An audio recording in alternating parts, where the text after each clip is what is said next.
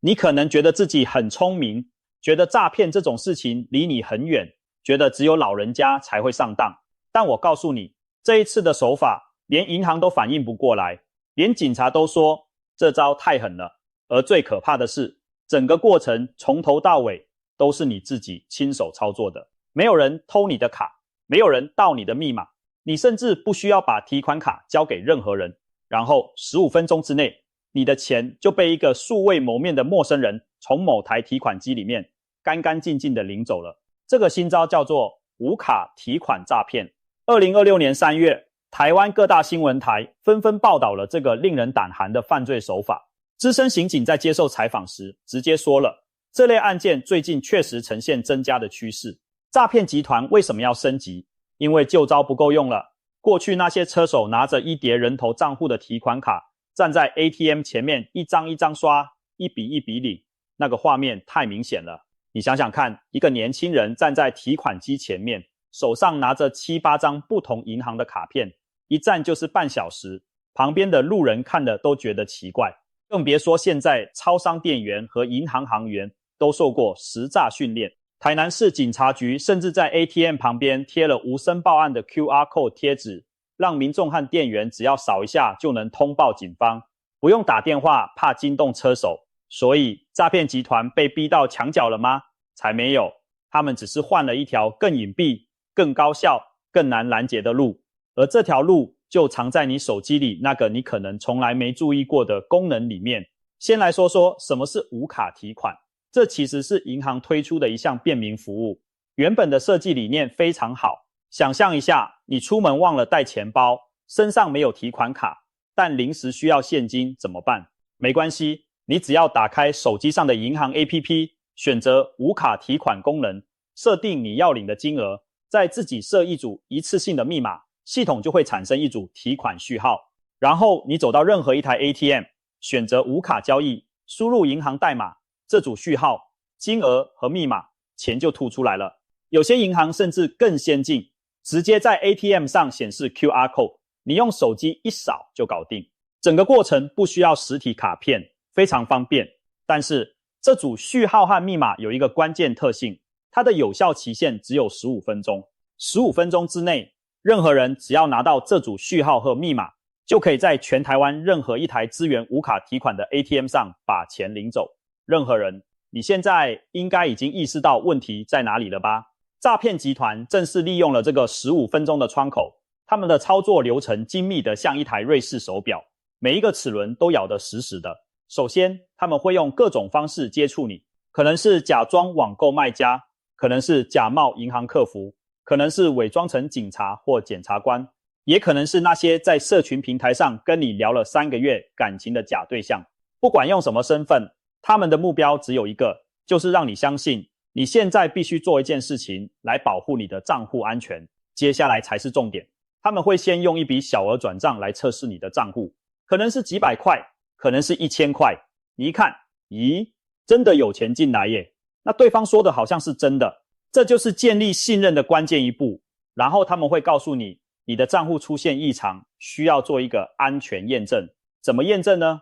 很简单，请你打开银行 APP， 使用无卡提款功能，设定一个金额和密码，然后把系统产生的那组序号连同你设定的密码一起告诉他们。就这样，你以为你在做安全验证，其实你是在帮诈骗集团开门。你把序号和密码交出去的那一秒，计时器就启动了。诈骗集团的通讯系统在这一刻会以闪电般的速度运作。你的序号和密码透过加密通讯软体，可能是 Telegram， 可能是其他管道，瞬间传到车手的手机上，而这个车手可能就站在离你几公里远的某台 ATM 前面，已经等了很久了。他什么都不需要带，不需要提款卡，不需要你的身份证件，只需要你刚才告诉诈骗集团的那串数字。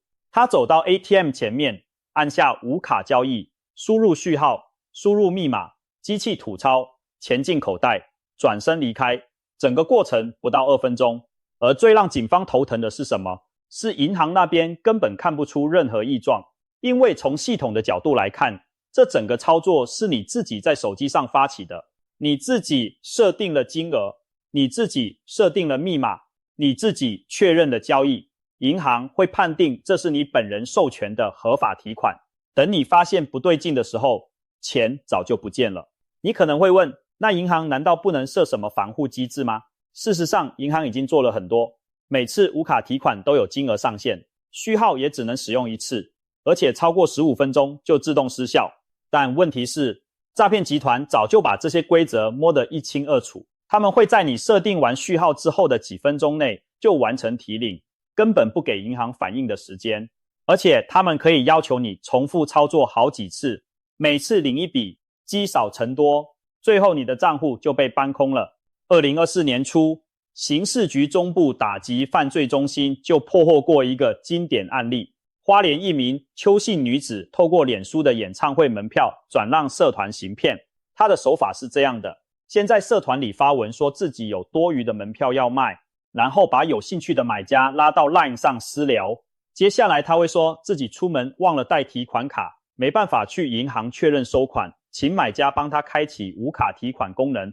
等买家乖乖照做，把序号交出来之后，他的同伙就立刻去 ATM 把钱领走。就这么一天之内，超过14个人受骗，损失金额累积达5万多元。最后警方花了2个多月才把他抓到。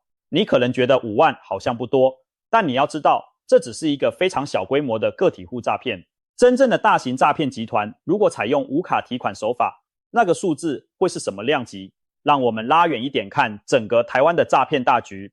2024年，台湾全年的诈骗财损金额达到了502亿元，502亿，这是5年前的11倍。到了2025年，情况更加失控，光是前8个月，诈骗案件就超过10万件，财损金额飙升到565亿元，还没到年底就已经打破了前一年的全年纪录。平均下来，台湾每天有将近2亿元的财产被诈骗集团搬走，台湾甚至被国际组织点名为诈骗王国。根据全球反诈骗联盟的统计，台湾平均每位受害者的财损达到1940美元，比中国大陆和香港都还要高。而且有6%的台湾人每个月至少会遭遇一次诈骗。你没听错，3个台湾人里面就有2个人每个月都会碰到诈骗。这不是新闻，这是日常。在这么庞大的诈骗生态系统里，车手扮演的角色至关重要。很多人对车手有一种错误的认知，觉得他们不过就是跑腿的，只是帮忙领个钱，应该不会怎么样吧。这种想法大错特错。车手这个词的由来很直白，因为他们通常骑车或开车到处跑，去不同的 ATM 提领赃款，所以叫车手。但在法律上，车手的角色远比跑腿严重得多。根据台湾现行法律，只要你参与了诈骗集团的运作，不管你是打电话骗人的话术手，还是负责领钱的车手，还是把钱往上交的水手，通通都是共犯。车手一旦被抓，面临的刑责有多重？首先是加重诈欺罪，因为诈骗集团一定是3人以上共同犯案，所以直接适用加重条款，法定刑是3年以上10年以下有期徒刑，还可以并科100万元以下罚金。再来是洗钱罪，你去 ATM 把赃款领出来，这个行为本身就是在掩饰和隐匿犯罪所得的来源和去向，构成洗钱。法定刑是7年以下有期徒刑，并科500万元以下罚金。如果你被认定是犯罪组织的成员，那还会加上组织犯罪防治条例，法定刑是1年以上7年以下有期徒刑，并科1000万元以下罚金。这些罪加起来是什么概念？就算你只是被利用的，被骗去当车手的，就算你1毛钱都没拿到，只要法院认定你有参与，那就是实打实的牢狱之灾。而且加重诈欺罪的最低刑度是3年，超过6个月就不能易科罚金了。也就是说，你连花钱免坐牢的机会都没有。更让人心寒的是，诈骗集团在招募车手的时候，专门挑什么样的人下手？他们挑年轻人，挑那些刚出社会、经济压力大、对法律一知半解的年轻人。他们会在网络上发布假的求职广告，什么高薪助理，轻松月入6位数，无经验可，工作内容就是帮公司到指定地点领钱。有些人真的以为自己找到了一份轻松的好工作，结果一领就被警察抓了。2025年的统计数据显示，车手的年龄层正在逐年下降，不只是20几岁的年轻人，连国中生都出现了。警方在台中雾峰分局的案件中发现，竟然有国中1年级的学生被吸收当车手。而另一端的极端呢，彰化园林分局在超商逮捕了一名68岁的妇人，她因为欠债被诈骗集团利诱，也沦为车手。从13岁到68岁，诈骗集团的车手招募范围已经涵盖了几乎所有年龄层。而无卡提款的出现，让车手的工作变得更加隐蔽。过去车手手上要拿好几张人头账户的提款卡，那是实体证据，被抓到就完了。但现在呢，车手什么都不用带，他只需要一只手机，等讯息通知，收到序号和密码之后，走到最近的 ATM，2分钟搞定。没有卡片，没有账户资料，监视器拍到的就是一个普通人在领钱的画面。警方要追查，难度比以前高了不知道多少倍。那我们再来深入剖析一下诈骗集团的内部到底是怎么运作的。很多人以为诈骗就是几个混混在铁皮屋里打电话，那你太小看他们了。现代的诈骗集团组织架构之严密，分工之细致，简直跟一家跨国企业没什么两样。最顶端是主谋，也就是首脑，他负责策划整体的诈骗方案，设计话术剧本，管理资金流向，通常不在国内，或者就算在国内也极度隐蔽。在他下面是各个部门，有负责打电话或发讯息的话术手或电脑手，他们是直接跟被害人接触的角色，需要极强的心理操控能力。有负责收集人头账户的取簿手，他们透过收购、诈骗或威逼的方式取得别人的银行账户和提款卡。然后是车手，负责到 ATM 领钱，车手上面还有车手头，负责调度和指挥多个车手。最后是水手，负责从车手那里收走现金，再透过各种管道把钱一层一层洗回到集团手中。每一个环节都是一个断点，车手不认识话术手，话术手不认识主谋，水手不认识车手头，他们之间全靠加密通讯软体联系，而且频繁更换账号和装置。就算警方抓到了车手，也很难往上追溯到更上层的人。这就是为什么台湾每年抓了几千个车手，诈骗案件数却不减反增。因为车手是整个组织里最底层、最不重要，也最容易被牺牲的角色。抓了一个，马上就有下一个补上来。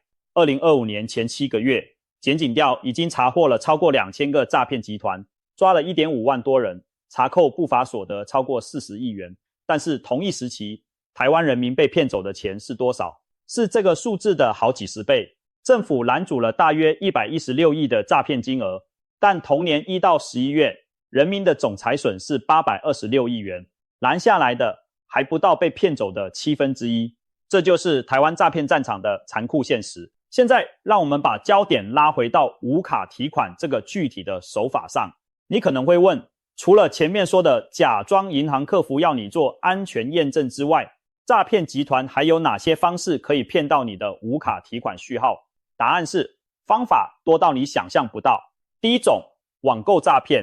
你在网络上买东西，卖家说付款方式改了，现在要用无卡提款来付款，他叫你设定好金额，把序号给他，说这样钱会直接进入平台的托管账户。听起来好像有那么一点道理，完全没有道理。无卡提款的本质就是从你的账户里把钱领出来变成现金，它不是一种转账方式，更不是什么付款工具。任何要求你提供无卡提款序号作为付款方式的人，100%是诈骗。第二种，假冒客服。你接到一通电话，对方自称是某银行的客服人员，说你的账户被侦测到异常登录，需要立即进行验证。验证方式就是请你操作无卡提款功能，产生一组序号后回报给他们。他们会说这只是测试，钱不会真的被领走，但你一回报序号，钱就飞了。第三种，假检警诈骗。这是所有诈骗手法里单笔金额最高的一种。诈骗集团假冒检察官或刑事警察，告诉你涉及一起重大洗钱案，你的账户被列为嫌疑账户，需要配合资产清查。他们会一步一步引导你把所有存款透过无卡提款的方式领出来，交给法院保管。被害人在极度恐惧的情绪下，往往会乖乖照做。根据统计，假检警诈骗的案件数量虽然只占所有诈骗的 3% 左右，但造成的财损却占了 10%， 因为每一个被害人被骗走的金额都非常巨大，动辄数百万甚至上千万。第4种，感情诈骗结合无卡提款。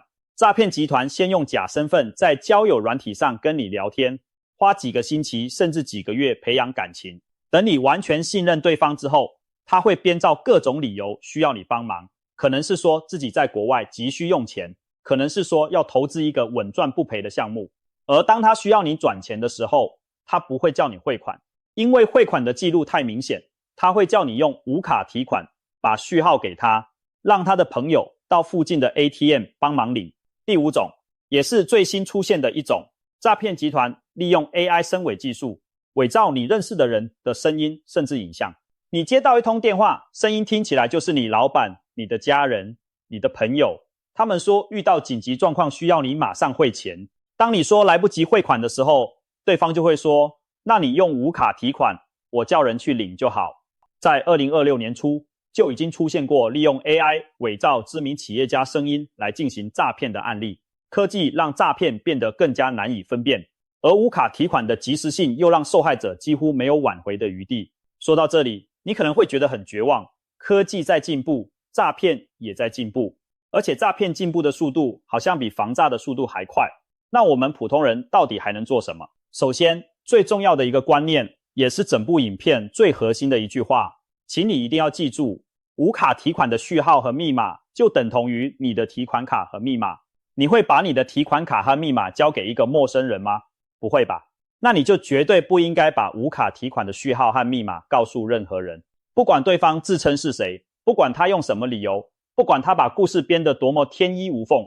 记住，银行不会要求你提供无卡提款序号，警察不会要求你提供无卡提款序号，法院不会要求你提供无卡提款序号，任何要求你这样做的人就是诈骗，没有例外。第2，请你现在就去银行 APP 里面看一下，你有没有开启无卡提款功能。如果你从来不用这个功能，那就把它关掉，少一个入口就少一分风险。第3，如果你正在进行任何涉及金钱的网络交易，对方突然要求你使用无卡提款来付款或做验证，请你立刻停止所有操作，然后打165反诈骗专线确认。165是免费的，而且24小时都有人接听。不要觉得打电话确认很麻烦，真正麻烦的是你被骗之后要跑警局、跑法院、跑银行，然后发现钱可能1毛都拿不回来。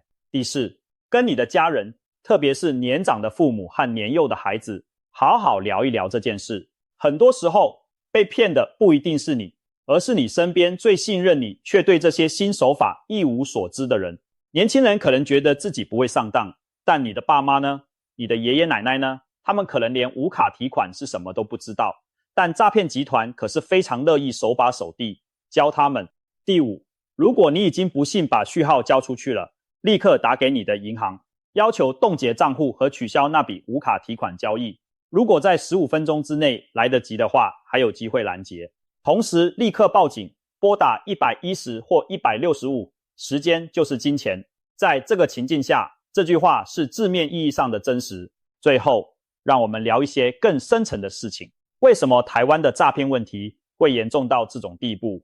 为什么政府砸了几十亿的预算打诈，结果却是越打越诈？这背后牵涉到非常复杂的结构性问题。从法律面来看，2024年台湾通过了所谓的打诈新事法，把诈欺犯罪的最高刑期提高到12年，最重可以罚3亿元。听起来很吓人，对不对？但问题是，抓到的永远都是最底层的车手和人头账户提供者，真正的幕后主谋往往在境外。就算在国内抓到了，分工之细让检察官很难证明谁是首脑。而车手呢，抓了一批，下一批马上就会出现，因为诈骗集团在招募新血方面的效率可能比很多合法企业都还要高。从科技面来看，现在的诈骗集团已经开始大量使用 AI 技术、声伪语音、声伪影像、自动化的社群、机器人、加密通讯、虚拟货币洗钱，每一项都让追查变得更加困难。政府一边开发 AI 侦测系统来识别可疑交易，诈骗集团那边也在用 AI 来升级攻击手段。这是一场技术军备竞赛，而不幸的是，目前看起来防守方还没有占到上风。从社会面来看，为什么那么多人会上当？因为诈骗集团利用的不是你的愚蠢，而是你的人性。他们利用恐惧，让你以为自己涉及犯罪；他们利用贪婪，让你以为可以轻松赚大钱；他们利用孤独，让你以为终于找到了一个真心爱你的人；他们利用信任，让你以为对方是你认识的人；他们利用紧迫感，让你来不及思考就做出决定。每一种情绪都是他们的武器，而无卡提款只不过是他们最新的弹药。你知道吗？在所有的诈骗类型中，损失最大的不是什么高科技黑客攻击，而是假投资诈骗。2025年5月单月，假投资诈骗就骗走了台湾人44亿元。这些钱都去了哪里？大部分流向了境外，透过虚拟货币、地下汇兑、人头账户，一层又一层的洗白，最终受害者能拿回来的少之又少。桃园一名纪姓男子被投资诈骗骗走了超过2200万元，他向车手投提告求偿，结果法院以举证不足为由驳回了他的诉讼，2200万就这样蒸发了。这就是诈骗最残酷的地方，钱被骗走之后，追回来的几率微乎其微，因为金流在几分钟之内就会被分散、转移、洗白，等警方介入的时候，账户里早就空了。而无卡提款让这个过程变得更快，快到连圈存这个银行最后的防线都来不及启动。所以与其事后追讨，不如事前预防。而预防的关键就在于你此刻正在做的这件事，了解它，认识它，然后告诉身边的每一个人。我们常常说知识就是力量，在诈骗这个战场上，这句话格外真实。诈骗集团最怕的不是警察，不是法律，而是一个清醒的、有足够资讯的受害者。因为一旦你识破了他的剧本，他的整套戏就演不下去了。无卡提款是一个好功能吗？是的，它确实方便，但就像任何科技工具一样，它是一把双刃剑。当它被正当使用的时候，它让你的生活更轻松，但当它被别有用心的人利用的时候，它可以在15分钟内掏空你的积蓄。记住那个数字，15分钟，这是你从设定序号到钱被领走的最长时间，也是你做出正确判断的最后机会。下次当有人要求你提供无卡提款的序号和密码时，请你停下来，深呼吸，然后问自己一个问题：我为什么要把我账户的钥匙交给一个素未谋面的人？如果你找不到一个合理的答案，那就对了，因为根本就没有合理的答案。